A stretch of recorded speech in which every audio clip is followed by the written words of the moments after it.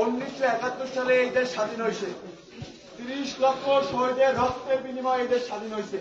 2 লক্ষ মায়ের ইজ্জতের বিনিময়ে এই দেশ স্বাধীন হয়েছে। কারো বাপ দাদার সম্পত্তি না যে এই দেশকে আমাদের মতো 22 বছর 23 বছর ছেলেদেরকে, সন্তানদেরকে, বোনদেরকে রাজাকার বলবে। এই দেশ কারোর কাছে ইজারা দেওয়া হয় নাই। এই দেশ আমাদের দেশ।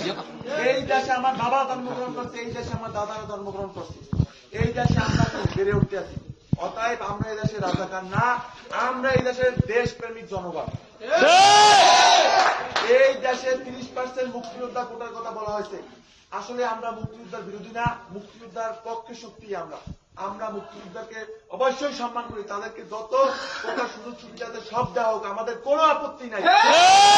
তাদের ভাতা বাড়াই দেওয়া হোক, তাদের বোনাস বাড়াই দেওয়া হোক, তাদেরকে আরো ভালো সুন্দর বিল্ডিং করে দেওয়া হোক, আমাদের কোনো আপত্তি নাই। কিন্তু একটা চাকরির জন্য একজন দিনমজুর, একজন রিক্সা চালক, একজন শ্রমিক বাবা কত কষ্ট করে লেখাপড়া করাইবে, মাথার গাম পায়ে ফেললে কষ্ট করে টাকা ইনকাম করে তাকে লেখাপড়া করাইবে, কিন্তু সে কোটার কাছে হারিয়ে দেবে, এইটা মারা যায় না। আপনারা জানেন, এর জন্যই আমাদের মাতৃ প্রতিষ্ঠান, আমরা ঢাকা বিশ্ববিদ্যালয়ের অন্তর্ভুক্ত, সেখানে আমাদের ভাইয়েরা বোনেরা আন্দোলন করতে আছে। প্রায় 17-18 হলের ছাত্রছাত্রীরা নিয়ম মাফিক আন্দোলন করতেছে, কিন্তু আজকে তাদের উপর সন্ত্রাসী যারা লিলিয়ে দিয়ে তাদের উপর কি হামলা করা হয়েছে। আপনারা দেখছেন কিভাবে আমাদের বোনেদের উপর হামলা করা হয়েছে। তারা 1971 সালের নির্মমতাকেও হার মানাইছে। ছবিগুলো দেখা যায় না, চোখে পানি এসে যায়। এর জন্য তাৎক্ষণিক প্রতিবাদের অংশ হিসেবে আমরা বরিশাল ইঞ্জিনিয়ারিং কলেজ, আমরা মনে করি আমরা একটা বীর জাতির সন্তান। আমাদের প্রতিবাদ করা দরকার। কে কি বললো, কে কি রক্তচক্ষু দেখালো, এটা দেখার বিষয় না। আপনি যদি ঢাকা বিশ্ববিদ্যালয়ে এখন চান্স পেতেন, সেখানে একটা সাবজেক্টে পড়তেন, আজকে আপনার মাথা পারতো, আজকে আপনার পা ভাঙতো, আজকে আপনি রক্তাক্ত হতেন, আপনার উপর তথ্য বিস্ফোরণ করা হতো, আপনি আহত হতেন। এইটা চিন্তা করেন।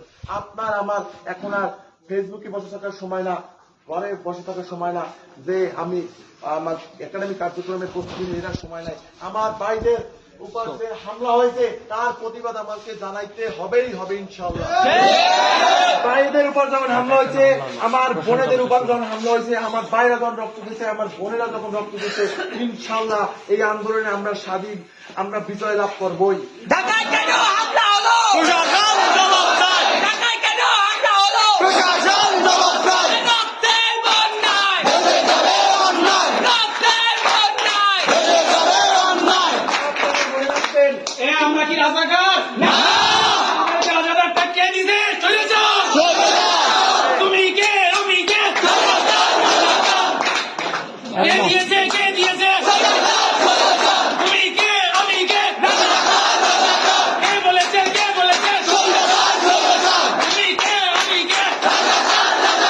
কে বলেছে, কে বলেছে? অধিকার হয়ে গেলাম রাজাকার। কি রাজাকার, কি রাজাকার?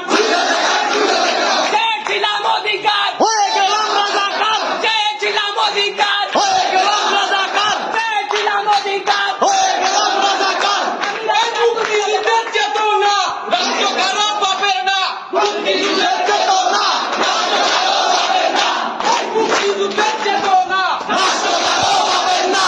মুক্তিযুদ্ধের চেতনা, রাষ্ট্র কারো পাবেন না। মুক্তিযুদ্ধের চেতনা, রাষ্ট্র কারো পাবেন না। মুক্তিযুদ্ধের চেতনা। রাষ্ট্র কারো পাবেন না। ইনশাআল্লাহ 1947